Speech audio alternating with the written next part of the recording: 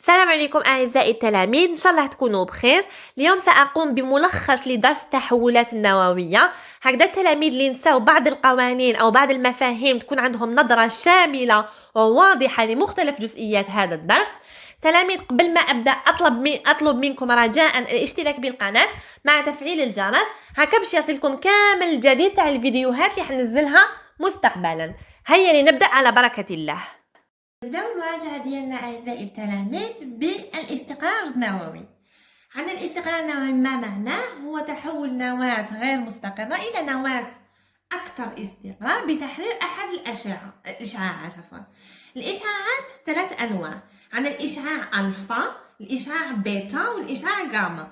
ألفا هو عبارة عن تحرير نواة هيليوم. نواة هيليوم هي زوج 4، الزاد تاعها زوج والعدد الكتلي تاعها 4، وهي نواة مشحونة بزوج زائد. ثاني إشعاع هو الإشعاع بيتا. إشعاع بيتا عنده نوعان، عنده بيتا بلس وبيتا موان. بيتا بلس هو عبارة عن تحول بروتون إلى نيوترون. بيتا موان هو عبارة عن تحول نيوترون إلى بروتون. وثالث إشعاع هو الإشعاع غاما. هو إشعاع عبارة عن ماشي جسيم، عبارة عن إشعاعات كهرومغناطيسية تحول النواة من حالة متارة إلى حالة أكثر استقرار. دوكا تلاميذ كان نروحو نشوفو هذا المخطط اللي هو ان بدلالة زد. عندنا واش عندنا فيه؟ عندنا واد الاستقرار. ما معنى واد الاستقرار؟ معناه جميع الأنوية المستقرة متموضعة على هذا الواد. دونك هنايا هذا الواد يحوي كامل الأنوية المستقرة، بينما الأنوية التي موجودة على ضفافه وفوقه هي أنوية غير مستقرة. هنا بالأصفر تلاميذ عندنا هي الأنوية التي لها فائض في النيوترونات، وبالبرتقالي هي الأنوية التي لها فائض في البروتونات بينما الأنوية اللي راهي بالبنفسجي هي أنوية لها فائض في البروتونات والنيوترونات معا. دونك اللي لها فائض في النيوترونات تلاميذ هي الصفراء. واش تروح دير؟ تحول نيوترون إلى بروتون. دونك نوع الإشعاع هو بيتا موان.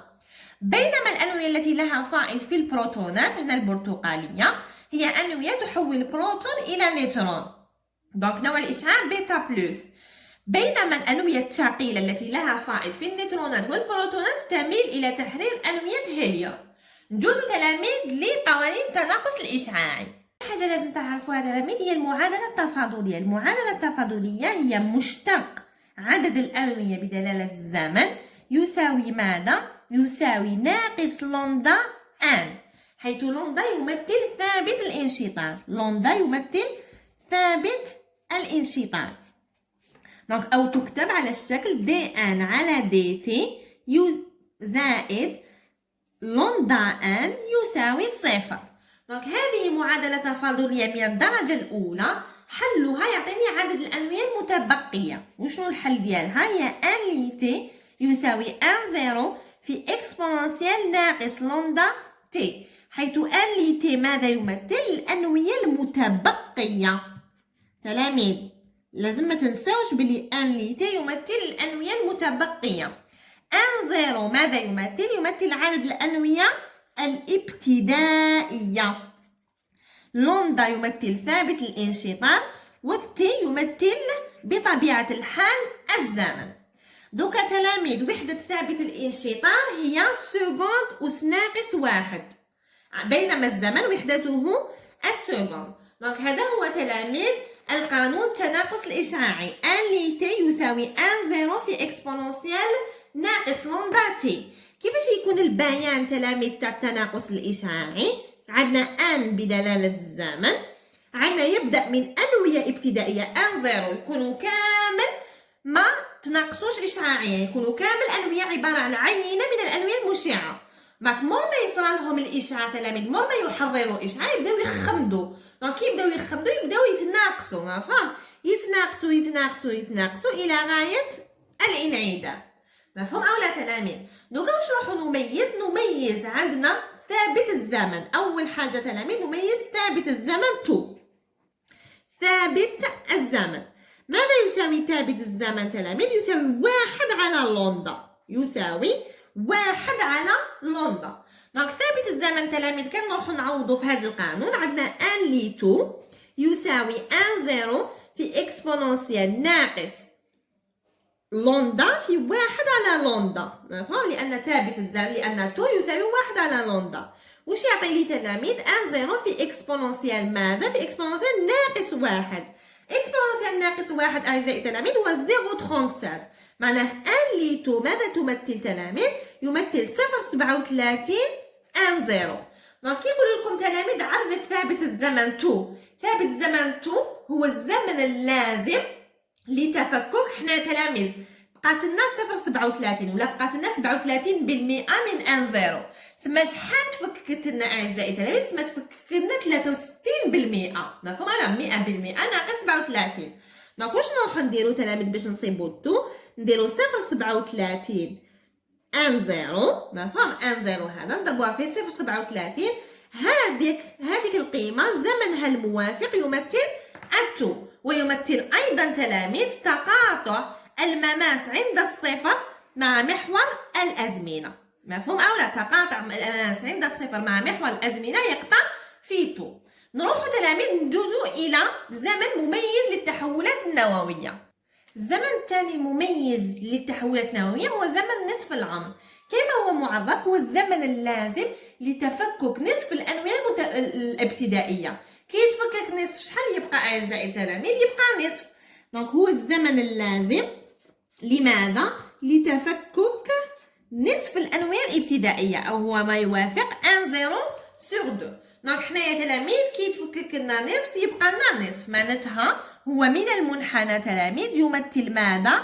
يمثل الزمن الموافق ل 1/0/2. قلنا هذه 1/0 تروحوا 1/0 على 2. 1/0 على 2 يمثل ماذا؟ يمثل تي ان دومي. دوكا تلاميذ هذا هو التعريف ديالو. دوكا باش نجيبو العلاقه ديالو نروحو نطبقو. عندنا ان لي تي يساوي ماذا؟ انا تلاميذ راني ضد الحفظ، دونك ماذا بيا دوما من التعريف تجيبوه. 1/0 في اكسبونونسيال موان لوندا تي، مفهوم؟ دونك ان لي تي ان دومي تلاميذ هو 1/0 في اكسبونونسيال ناقص لوندا فوا تي ان دومي، مفهوم او لا؟ وماذا يوافق؟ يوافق كي يتفكك لنا نصف قلنا يقعد لنا نصف، معناتها يقعد 1/0/2.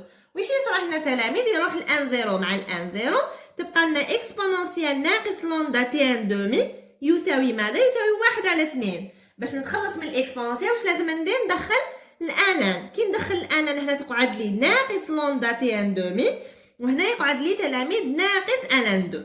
دونك تي ان دومي تلاميذ العباره ولا القانون ديالو يساوي الان 2 على لوندا، مفهوم او لا تلاميذ؟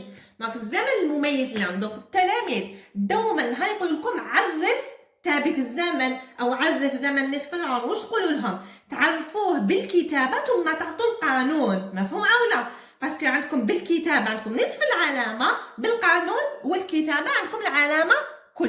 نجوزو للنشاط الاشعاعي تلاميذ او ما يرمز له بالاكتيفيتي مفهوم؟ دونك اليتي ماذا يساوي تلاميذ؟ هو عنده تقريبا نفس حركيه الانويه، مفهوم؟ دونك حنايا اليتي ماذا يساوي؟ يساوي A0 في اكسبونونسيال ناقص لوندا تي، حيث اليتي ماذا يمثل؟ النشاط الاشعاعي في كل زمن تي، في اي زمن تي. عندنا A0 ماذا يمثل؟ هو النشاط الابتدائي بطبيعة الحال. لوندا هي ثابت، لوندا يمثل ثابت التفكك، وتي يمثل بطبيعة الحال الزمن. دوكا تلاميذ المنحنى يكون نفس الشيء كما المنحنى تاع ان، مفهوم او لا؟ عندنا المنحنى تاع A بدلالة الزمن يجي تاني يتناقص بطريقة أسية، يتناقص بطريقة أسية إلى غاية الانعدام. نبدأ دوما من A0 إلى غاية الصفر. دونك الحاجة اللي لازم تعرفوها تلاميذ هي وحدة وحدة النشاط الإشعاعي تلاميذ هي البكرال. ما معنى بكرال؟ هو عدد التفككات في الثانية. ما معنى هذا تلاميذ؟ معناه اللوندا ديالي لازم ولا بد اللوندا لازم تكون على سكوند أس ناقص 1، والزمن تاعكم لازم تكون بالسكوند باش تلقاو النشاط الإشعاعي تاعكم بالبكرال. A0 على 2 ولا نصف النشاط الابتدائي يمثل أيضا تي ان دومي، و 0.37 تلاميذ 0.37 A0 يمثل أيضا ثابت الزمن T، ويوافق أيضا هنا أيضا تقاطع المماس عند الصفر مع محور الأزمنة. مفهوم أو لا تلاميذ؟ كان هذا النشاط الإشعاعي. نجوز تلاميذ للتأريخ. ما معنى تأريخ تلاميذ؟ هو معرفة عمر عينة ما، معرفة عمر عينة ما. دوكا تلاميذ باش تعرفوا عمر عينة ما لازم لكم 3 معطيات. أول حاجة تلاميذ هي آليتي، لازم لكم النشاط في تلك الزمن التي اكتشفنا فيها العينة، في ذلك الزمن الذي اكتشفنا فيه العينة لازم لك آليتي، لازم لك A0 ولازم لك T1/2. مفهوم؟ تبحث على 3 معطيات آليتي A0 ثم T1/2. دوكا تلاميذ ساعات يعطوا لكم الآليتي آلي 0، ساعات يعطوا لكم ان لي تي ان 0، ساعات يعطوا لكم الكتلة في الزمن تي والكتلة الابتدائية. دوكا دوما نتوما على حسب واش عطاو لكم عندنا نفس التسلسل تاع المراحل. مفهوم او لا؟ دونك آليتي واش نروح ندير فيما بعد تلاميذ؟ ندير آليتي ولا A0، أنا أفضل A0 على آليتي. ماذا يساوي؟ يساوي A0 على قانون آليتي اللي هو A0 في إكسبونونسيال ناقص، حنا بيسك عطاو لكم تلاميذ T1/2، أنا أفضل أني نخدم بالT1/2. دونك واش نكتب؟ ناقص A2 على T1/2 فوا T، لأن اللوندا هي A2 على T1/2. واش يصرحنا أعزائي التلاميذ؟ الA0 يروح مع الA0 يقعد لي 1 على إكسبونونسيال ناقص. 1 على إكسبونونسيال ناقص تلاميذ هو إكسبونونسيال زائد إكسبونونسيال A2 على T1/2 فوا T. مفهوم أو لا تلاميذ؟ أنا كي نقول لكم معرفة عمر عينة ما معناتها واش راني حابة نعرف أعزائي التلاميذ؟ راني حابة نعرف بطبيعة الحال T. مفهوم أو لا تلاميذ؟ دونك باش نتخلص تلاميذ من الإكسبونونسيال عندي A0 على آليتي يساوي إكسبونونسيال A2 على T1/2. باش نتخلص من الإكسبونونسيال تلاميذ واش ندخل ألان A0 على آليتي، نتخلص من الإكسبونونسيال يقعد لي غير ما فوق الإكسبونونسيال. دونك يقعد لي A2 على T1/2 فوا T. مفهوم أو لا تلاميذ؟ دونك نقدر نجيب التي ديالي، نستخرج التي ديالي تلاميذ بطبيعة الحال. تي ماذا يساوي؟ ألان A0 على آليتي، خلوها كيما راهي تلاميذ، في T1/2 على ألان 2. دوكا تلاميذ هنايا ما كانلاش تحولوا دونك الوحدة الزمن ديالكم من وحدة T1/2. مفهوم أو لا تلاميذ؟ الآن أعزائي التلاميذ إلى التفاعلات النووية. التفاعلات النووية كلها تلاميذ خاضعة لعلاقة أينشتاين. علاقة أينشتاين واش تقول؟ كل كتلة لها طاقة، وتعرف بالعلاقة E يساوي دلتا M فوا سي كاري، حيث E تمثل الإنرجي اللي هي الطاقة، M تمثل الكتلة بالكيلوغرام، وسي ماذا تمثل؟ تمثل السرعة في الفضاء، ولا تمثل سرعة الضوء في الفراغ، عفوا تمثل سرعة الضوء في الفراغ، وتساوي 3 في 10 أس 8. دوكا تلاميذ كي نروحو نشوفو كي عرفنا هذه هي العلاقة نروحو نطبقو هذه العلاقة كامل واش راهو جاي. دوكا أول حاجة عندنا النقص الكتلي في النواة تلاميذ. واش شاف أينشتاين؟ شاف بلي كتلة النواة لا تساوي كتلة نوياتها. ما معنى كتلة نوياتها؟ هي كتلة بروتوناتها ونيوتروناتها. شاف بلي البروتونات والنيوترونات كي تكون مفرقة كتلتهم أكبر من كتلة النواة وهي مجمعة. دونك واش استنتج؟ بلي هذاك الفرق راهو مخزن على شكل طاقة، وهي الطاقة التي تعمل بها النواة على ربط نوياتها. دونك كيفاش دارها؟ واش سماها هذيك الأو؟ سماها أو دو ليزون ولا طاقة الربط النووي. طاقة الربط النووي واش تساوي؟ تساوي الفرق بين كتلة أم المكونات ناقص كتلة النواة في ماذا؟ في سي كاري. مفهوم أو لا؟ في سي مربع. دونك أو ليبيري تلاميذ هي أم المكونات. دونك المكونات واش عندنا بروتونات، دونك زاد ان بروتون زائد النيوترونات، دونك ام نيوترون ناقص ماذا؟ ناقص ام لو نوايو تاعنا المعرف ب زاد و في ماذا؟ في سي مربع. هذا ما يساوي طاقة الربط النووي. دوكا تلاميذ كاين هنا تحاويل. دونك اذا عطاو لكم الكتل تاعكم بالكيلوغرام تضربوا في 3 في 10 أس 8 لكل مربع تلقاو لينيرجي تاعكم بالجول. باغ كونطخ اذا عطاوها لكم بالأياما، وهي عادة ما يعطوكم الأياما خاطر الأنوية عبارة عن كتل صغيرة جدا، لهذا عرفت الأياما. إذا عطاوها لكم بالأياما تضربوا في 931 ونص، تضربوا في 931 ونص وتلقاو النتيجة تاعكم بالميجا إلكترون فولت اللي هو 1.6 في 10 أس ناقص 3 13 عفوا جول. مفهوم أو لا تلاميذ؟ دوكا نقص الكتلي مع الأول عرفنا الأو دو ليزون. دوكا نروحو تلاميذ للتحولات النووية المصطنعة. هذا تحول نووي، هذا ماشي عبارة عن تحول نووي، عبارة عن نقص كتلي في النواة. مفهوم؟ دوكا نروحو نقراو الانشطار والاندماج. دوكا الانشطار، نبداو بالانشطار تلاميذ. ما معنى الانشطار؟ عندنا هو انشطار ولا انقسام نواة ثقيلة افرقت فيها بنيوترون. معناتها تكون عندنا نواة ثقيلة. واش معناتها نواة ثقيلة؟ هي نواة العدد الكتلي تاعها كبير، نقذفوها بنيوترون. هذيك النواة واش يصرى لها؟ تتحول الى ولا تنقسم الى نواتين اقل ثقلا واكثر استقرارا مع تحرير الطاقه. هذيك الطاقه ماذا تساوي؟ نعيطوا لها الاو ليبيري، الطاقه المحرره. كيفاش نحسبوها تلاميذ؟ هي ام النواتج ناقص ام المتفاعلات في ماذا؟ في سي مربع. علاش راني نهضر على نواتج ومتفاعلات؟ خاطر عندنا معادله تاع تحول نووي. مفهوم؟ مع الاول عندنا النواه الاب اللي تقذف بنيوترون وتحرر نواتين ابن. مفهوم؟ يعطوكم هما كتله النواه الاب، يعطوكم كتله النواتين الناتجتين. واش تروحوا ديروهم؟ اذا عطاوها لكم بالأياما تضربوا في 931 ونص وتصيبوا النتيجه بالميجا الكترون فولت. واذا عطاوها لكم بالكيلوغرام تضربوا في 3 في 10 أس 8 لكل مربع وتصيبوا النتيجه باش بالجول. مفهوم او لا تلاميذ؟ دوكا هذا كان الانشطه. الاندماج تلاميذ عندنا خاضع الى نفس القانون. مفهوم او لا تلاميذ؟ دونك او ليبيري ايضا يمثل ام النواتج ناقص ام متفاعلات في ماذا؟ في سي مربع.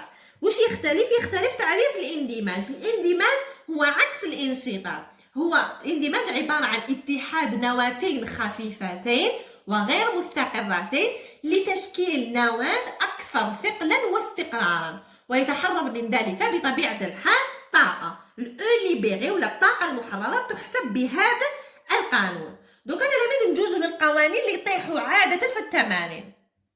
دوكا تلاميذ الأو ليبيري اللي هي دلتا ام فوا سي كاري، حيث دلتا ام تساوي كتلة النواتج ناقص كتلة المتفاعلات، أفضل أن نديروها بقيمة مطلقة في سي مربع. هذا هو القانون العام.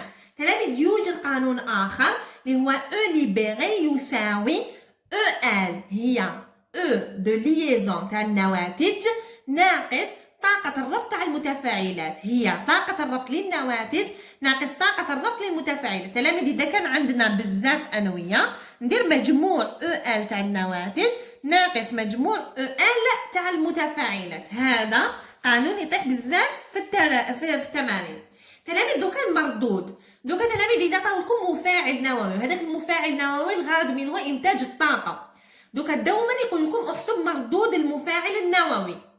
المردود هو لو بورسونتاج تاع الطاقة المفيدة بارابور الطاقة الكامل اللي ينتجها. مفهوم؟ دونك ار ماذا يساوي؟ يساوي الطاقة المفيدة على او ليبيري توتال. مفهوم او لا؟ دوكا الطاقة المفيدة تلاميذ إذا قالوا لكم الطاقة المفيدة هذيك عبارة عن طاقة كهربائية، واش يعطوا لكم عادة؟ يعطوا لكم الاستطاعة ويعطوا لكم زمن التحويل. دونك واش تروحوا ديروا تلاميذ؟ ديروا الاستطاعة في زمن التحويل على الاو ليبيري. تلاميذ أذكر هنايا الحاجة لازم الانرجي، لازم الطاقة تكون بالجول والاستطاعة بالوات والزمن بالسكوند. مفهوم او لا؟ تما الا لقيتو الاو ليبيري تاعكم بالميجا الكترون فولت لازم تحولوها للجول ومن بعد ذلك تحسبوا المردود ديالكم. المردود تلاميذ يكون عدد اصغر محصور بين الصفر والواحد. مفهوم؟ محصور بين الصفر والواحد، 0.5. هما جينيرالمون تعطوه لهم على شكل نسبة، معناتها لقيتو 0.5 هو 50%.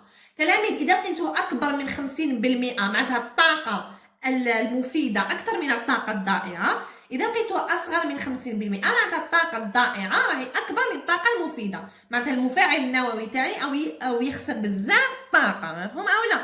دوكا تلاميذ نسيت ما هضرتش على ال E وهو طاقة الربط لكل نووية.